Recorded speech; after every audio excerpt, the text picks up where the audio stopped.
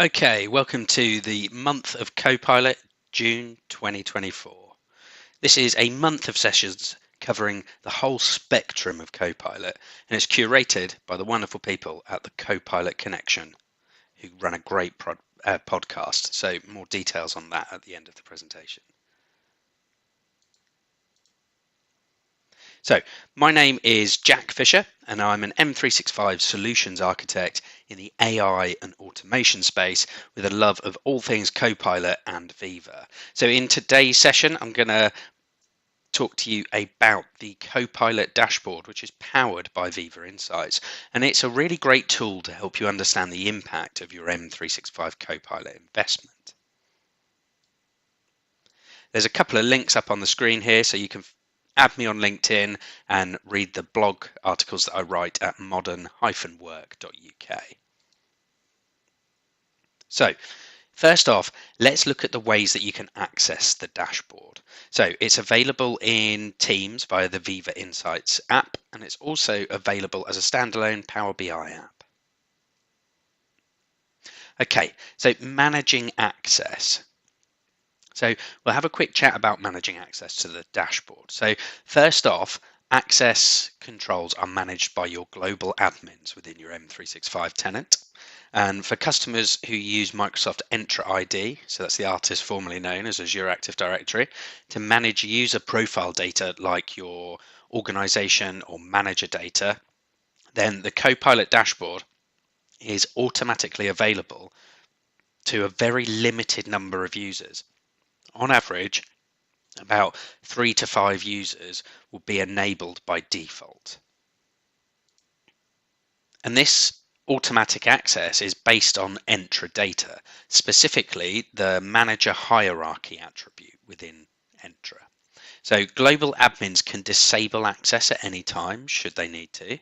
But let's just talk about how the default on access is determined. So users who are senior leaders within large teams, as determined by this Entra data manager attribute, can then automatically view this report. But there are some criteria. So first of all, tenants must meet all of the following to qualify for this default on access to become available. So the majority of users within your tenant have to have the manager ID attribute assigned.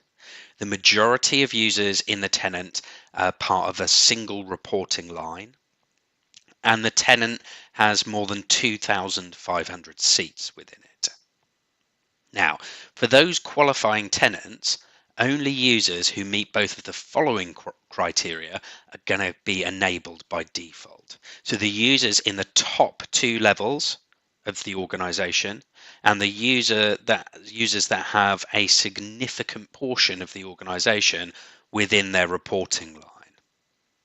So the criteria we just talked about there gets analyzed on a weekly basis. So it will capture any major organizational changes that may happen within your tenant.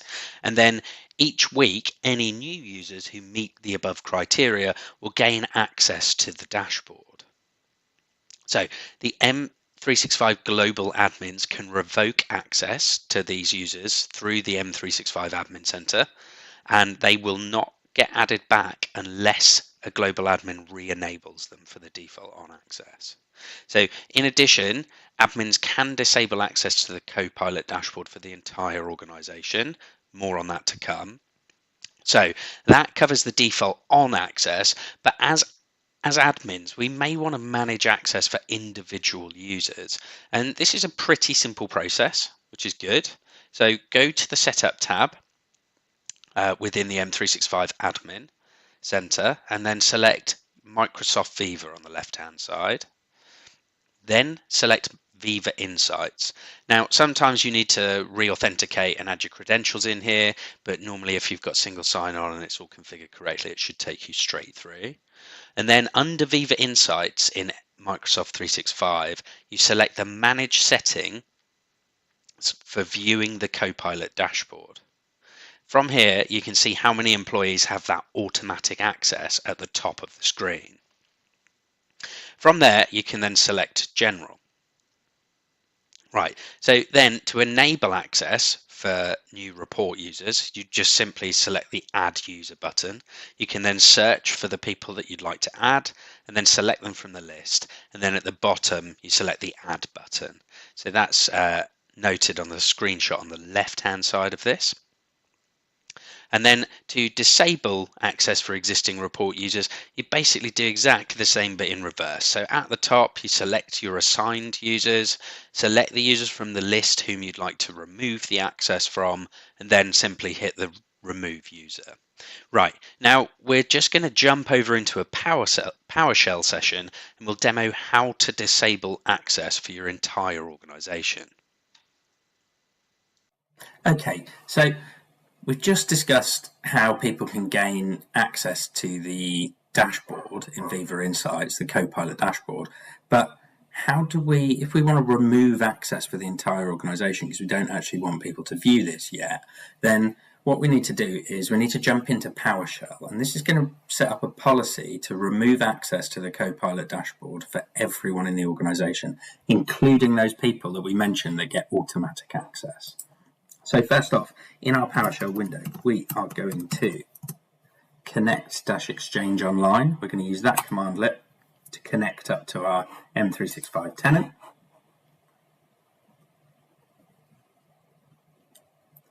Make sure that you've got v3 of the Exchange Online PowerShell module, otherwise you won't be able to connect.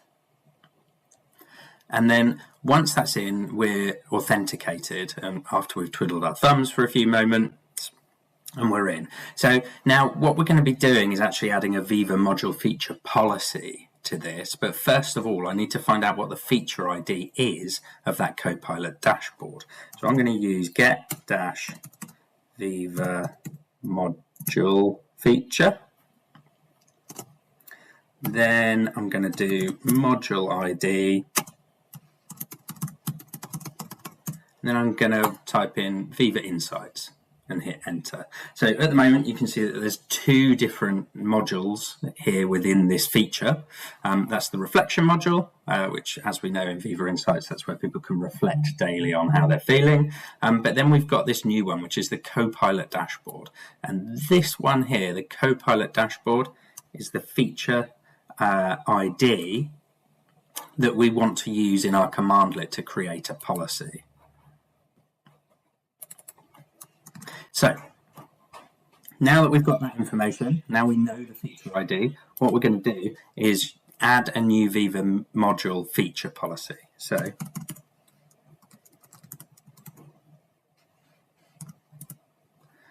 add-Viva module feature policy. We're going to pick our module ID, which we already know is Viva Insights. Then we're going to do our dash feature ID, and that is the Copilot dashboard, which is the bit that we got earlier. Now we're going to want to give our policy a name, so something like disable feature for all. And then we're going to use the is feature enabled. And we're going to do a $false, and then we're simply just going to do that for everyone. When we hit enter, it's just going to pop up a thing to confirm, so are we sure that we want to perform this action? Performing the operation add on the target policy for module Viva Insights, and the feature is the Copilot dashboard. Now I could hit yes to answer yes. I could hit A, which answers yes to all, or N for no, or L for no to all, or S for suspend, or we could put a question mark in there and get some help. The default is Y, but I'm going to hit A. There we go. So now we have a policy against the Viva module feature, and that is to disable the Copilot dashboard for everyone in the organization. Right, so we've covered the sort of access management side of the dashboard, so we've got that out of the way. Now let's look at the actual dashboard and its features. So first up, the first tab you'll see within the dashboard is the Readiness tab. So the readiness section, the information in this table it helps you assess your organization's overall readiness for a Copilot rollout based on technical eligibility requirements and your overall Microsoft 365 app usage. Because let's face it, if you're not heavily using the M365 apps, then you're not going to make the most of using M365 Copilot. So note, this tab does not provide a comprehensive summary of all of the readiness and eligibility requirements. So there is, to get a full set of these requirements, there's a page on Microsoft Learn that we can include at the end of this presentation. So unless otherwise mentioned, all of the metrics on this page and pretty much all of the metrics throughout the dashboard are like an aggregation over the last 28-day rolling period. So it will show you information on the readiness page, such as total prerequisite licenses. So this is the count of licenses that qualify for a Copilot in M365. So previously this was always E3 and E5, or M365 E3 and E5, but this has been expanded with a relatively recent announcement of Copilot for everyone, basically. So, but there is a comprehensive list of the prerequisites on the Microsoft website, which again we can send out at the end of this presentation. So users who are on an eligible app update channel, so this will count all of the users who've connected to M365 apps over the past 28 days and that have a device enrolled in the current channel or monthly enterprise channel. So just to note, the information is based on usage signals from M365 apps, and it might not reflect the most recent status of your users and devices. So user devices must be on either the current channel or the monthly enterprise channel to access M365 Copilot features. So another thing on this page is the M365 app usage. So this will be the count of unique active users per M365 app feature. So limited to those with Copilot capabilities though. So it's not going to report on applications that don't yet have Copilot within it, because it would be pointless data. So more and more are going to be added over time. Remember that Copilot's still relatively new and in its infancy, so more and more apps are going to be getting Copilot all the time. And as and when they do, hopefully the dashboard here will catch up and display that information for you here. Again, there's more info on this on a website page from Microsoft around your M365 Copilot requirements, which we'll share as part of this presentation. The next tab along is the adoption tab. Now this one is really useful. So it's kind of after you've deployed Copilot in your organization, this page then allows you to track your user adoption trends per M365 app and per Copilot feature. So information is consistent with data points displayed in the M365 Admin Center, including things like the Copilot usage report, if you've seen that, but also in the Microsoft adoption score as well. So again, all the metrics on this page are an aggregation of the last 28 days, and typically there can be a bit of a delay for it to update. It's not always up to date, so it could be a day, 2-3 days out. So for example, if you're viewing the report on a Monday, the data shown would represent the last 28-day period ending on the most recent Friday or Saturday.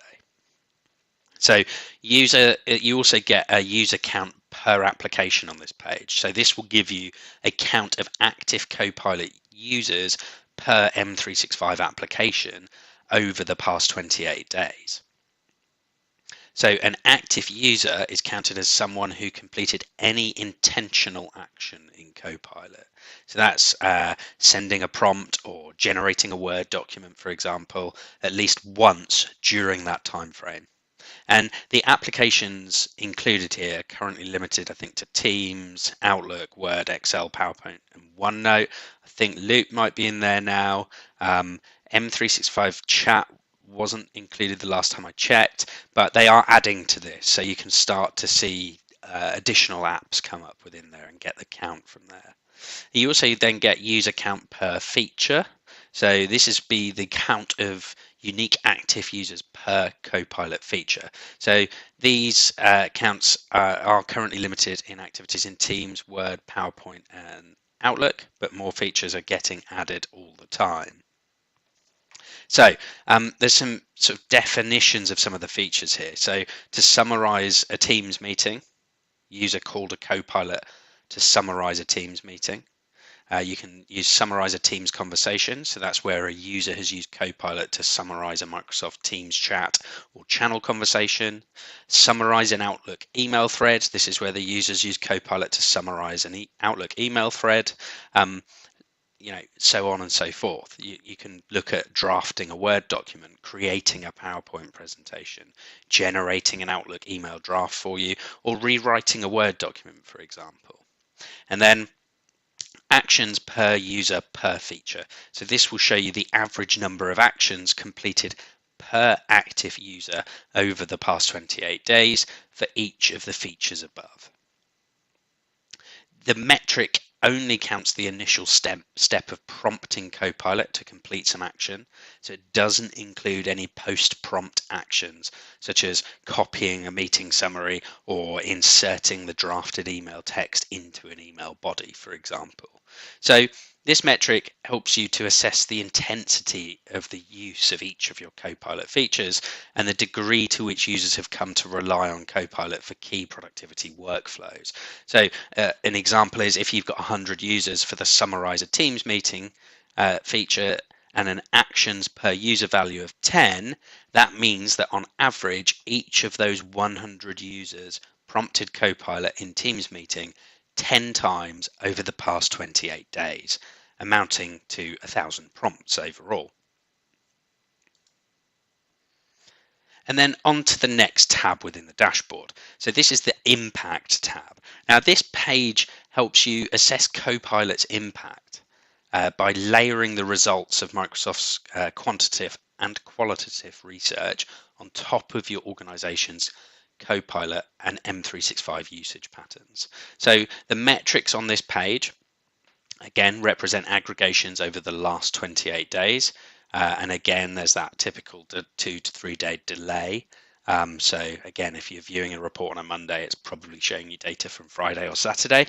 And some of the things you can look at here, which are really useful, are hours saved across Copilot users over the past 28 days. So this is a general estimate of the amount of time that Copilot users in your organization saved over the past 28 days through the use of Copilot features. So the figure is calculated by multiplying your count of active Copilot users across apps over the past month. So consistent with the definition used in the adoption tab. So and then that's times by a weekly time saving multiplier, which Microsoft have derived from one of their research papers on Copilot. Again, we can have a link to that research paper so you can see the actual stats from it. And then they multiply that number by 4. So this multiplier may be updated over time as the sort of new research comes out from Microsoft and new Copilot features evolve as well, because the time savings are going to start to be different. So we can then sort of drill down into things like Teams meeting users over the past 28 days. So this will be a count of Teams meeting users across your organization over the past 28 days, including both one-to-one and group calls. So this metric is not based on Copilot usage, though. It's intended to convey the potential impact that Copilot could have on users in your organization, given their existing usage of M365 apps and features. So average Teams chats sent over the past 28 days. So this gives you the average volume of Teams chat sent per week. And again, that's one-to-one and group chats. And again, all of these sort of estimates and time savings they're giving you aren't based on Copilot usage yet. It's just to give you the potential impact that Copilot could have. So we also then look at the average emails sent over the past 28 days within your tenant. So this will be the average volume of emails sent from your Exchange Online per week. So again, note that these emails may not necessarily be delivered through Outlook though. So this metric, again, not based on Copilot usage, it's just going to give you the potential impact of Copilot, which could save time for people. And then we also look at the active cloud files that you have over the last 28 days. So this gives you a total count of active files that are in SharePoint and OneDrive over the prior month. And I think active, just to point out, active means that a file was viewed, modified, downloaded, or shared. So that was the impact tab, and then we move on to the sentiment tab. This is a really useful tool here for adoption, and it's something that we've been using at my company internally. We use Viva Pulse to actually send out the Pulse survey, which then gets us these stats. But basically the sentiment, so this page provides information that helps you assess Copilot's impact from the perspective of the user's subjective experiences. So in the main table on this page, you'll see a list of Microsoft's recommended Copilot survey questions, along with the results from your own organization's latest survey. So to get that information in, if you can use Pulse, or you could use a Microsoft Form, or whatever sort of software you use for surveying your users, it is handy in Viva Pulse that there's already a built-in template for this, so it asks these questions, and you can add additional ones if you need to. And then the 365 admins can then go into the admin center and upload the scores and the data from this, and then it can take I think they say up to 24 hours, but it's normally there within an hour or two, and then it will show your organization's details against the benchmark from Microsoft's research. Now, the suggested Copilot survey questions, which are there to measure Copilot user sentiment in the organization, Microsoft recommend delivering the survey to users and ask them to indicate to the extent of which they agree with the following 4 statements. So using Copilot helps improve the quality of my work or output. Using Copilot helps me spend less mental effort on mundane or repetitive tasks. And using Copilot allows me to complete tasks faster. And then also, when using Copilot, I am more productive. So then for each of these, Microsoft would then recommend allowing users to indicate whether or not they strongly disagree, neither agree nor disagree, agree or strongly agree. So whether they then pick one of those for each of the statements, and you can then combine the agree and strongly agree responses to sort of compute the percentage of users who agreed with each statement, and then compare those results with the Microsoft benchmarks shown in this tab. Obviously, the user survey data doesn't need to be limited to these 4 statements, but having those as a minimum to be able to see in the benchmark here on this tab is useful. Also, you don't want to overload people with survey data and really long, arduous surveys where they're filling in loads of questions, because they'll get survey fatigue and you just won't get the responses that you want. So I'd recommend using this as just a really simple pulse survey with just those 4, maybe 5 questions in it, and then having a different mechanism to gain further feedback and information that you'd like to get from your Copilot users. And then lastly, there's also a news and research tab. So this basically just has links to some research around the impacts of AI on the workplace productivity and how it's evolving so quickly. So use this page to stay up to date and up to speed on the latest findings from Microsoft's own AI research teams. So that was a little whistle-stop tour of the Copilot dashboard and some information on managing access to it as well. There are some frequently asked questions that come up whenever we talk about this dashboard to people. So first off, do I need a Viva Insights subscription in order to access the report? So no, the premium Viva Insights subscription is not required for this. The report is available to any tenant with an M365 or O365 subscription for business or enterprise. Next question we see a lot is, does the report use Viva Insights data to create any of the metrics? No, the report does not use any Viva Insights data in the process of computing the metrics shown here. Basically, the report is based on your M365 tenant usage and licensing data. and then it's made available to you as part of M365 or your O365 subscriptions.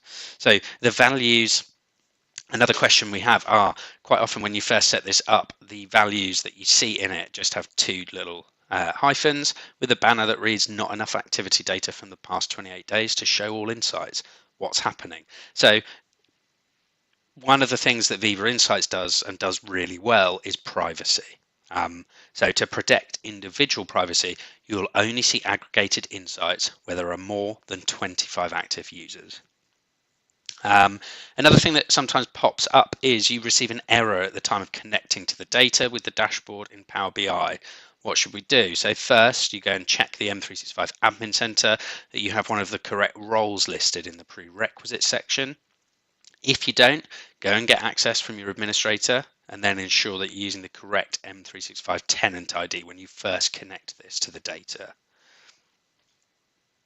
Next up, how do we know that we have the latest version of the template app installed in Power BI? So Microsoft will periodically release new versions of the M365 Copilot Dashboard, basically so they can put new features into it, or they'll update text and visuals in the report. So Microsoft will notify organizations of new version releases, and that will be in your M365 messaging center. So in addition, users in your organizations who installed the application will receive a notification in Power BI as well, requesting that they update to the latest version of the report. And then it's pretty simple following the steps to update to the latest version.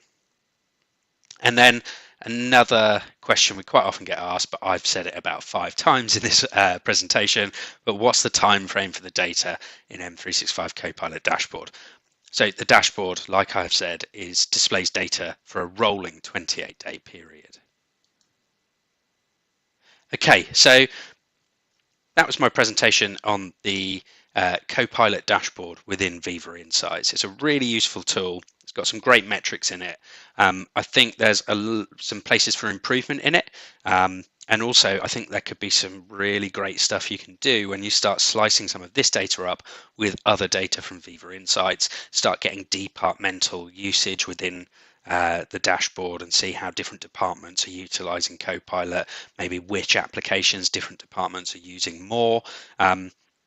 One thing that I've found from deploying Copilot myself is actually it's a great place to get people to start to use other areas and functionality from M365, Loop being one of them. When I first put Copilot in at an organization, one of the questions that came up when we showed, because we share the dashboard results with our champions, was what is Loop? So, it showed people, we then did a whole session on what is Loop, and then people throughout the organization suddenly are starting to make use of things like Microsoft Loop to collaborate with their teams. And, so start using this data to actually unlock other areas of M365 and other efficiencies within your business. But anyway, thank you very much for listening. I hope you found it useful. The slide up on the screen right now is showing and asking you to subscribe now to the Copilot Connection. So go ahead and do that. There's the website there, which is copilotconnection.com, or you can follow them on LinkedIn. And you can subscribe to them on YouTube. Go and watch their podcasts. They're full of great information, and they've put in a lot of work to get all of these sessions out this month for everyone. So with that, thank you very much. And that's the end of the presentation.